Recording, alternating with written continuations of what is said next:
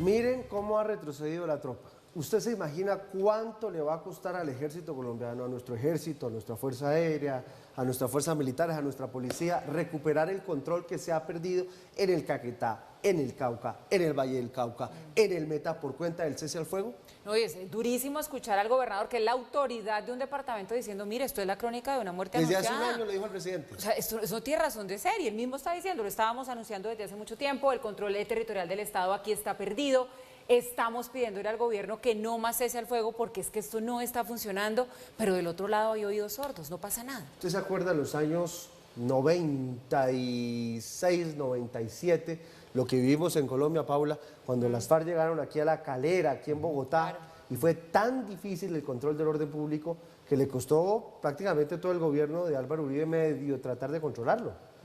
Es evidente que es lo que suele suceder en estos casos, que el péndulo de la seguridad se va hacia el lado negativo, la población termina reaccionando y eso termina teniendo unos efectos desde el punto de vista político. No quiero anticipar qué vaya a suceder en Colombia, pero la probabilidad de que la gente se mueva más hacia la derecha en el ámbito político es cada vez mayor.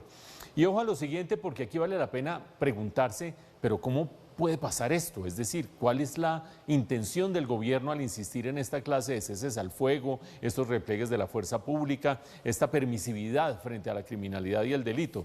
Pues bien, para que no hablemos en el vacío, veamos dos cifras. Estamos hablando de repliegue de la fuerza pública.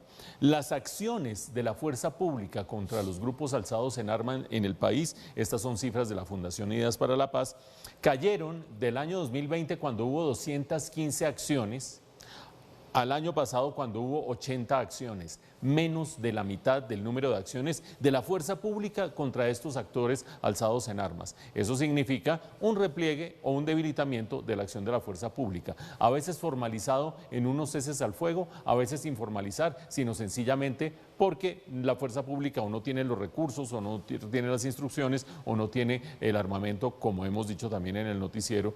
Y agarren ustedes el ejemplo de los helicópteros, la mitad de la flotilla de los helicópteros rusos en tierra. Pero bueno, digamos que lo fundamental es esta cifra, cayó a menos de la mitad del número de acciones de la fuerza pública contra esos actores.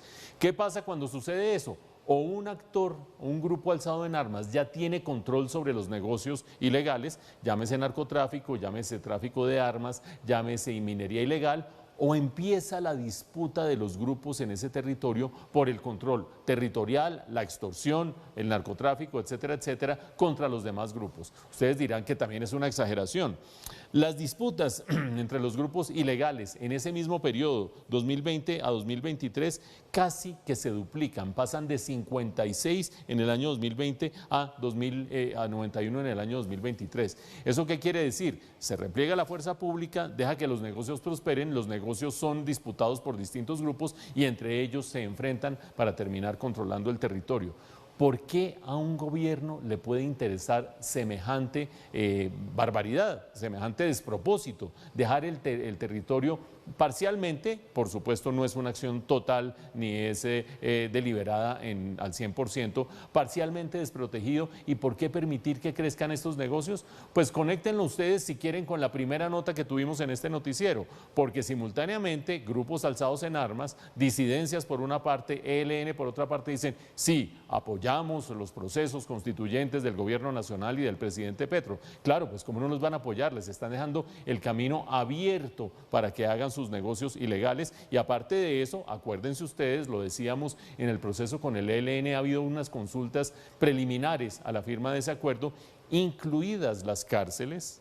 Y dentro del acuerdo se prevé que se reforme el sistema político, incluido el sistema penitenciario. Mejor dicho, aquí todo el que esté al margen de la ley está feliz con estos procesos porque va a sacar su tajada si es que esto termina prosperando. Mientras tanto, vean ustedes las imágenes, mientras tanto, vean ustedes las cifras y el sufrimiento de la población, tanto de la población que está al margen de la guerra como de la población que terminó involucrada en la guerra y que se enfrenta a sus némesis, que no son otra cosa que bandas criminales adversarias.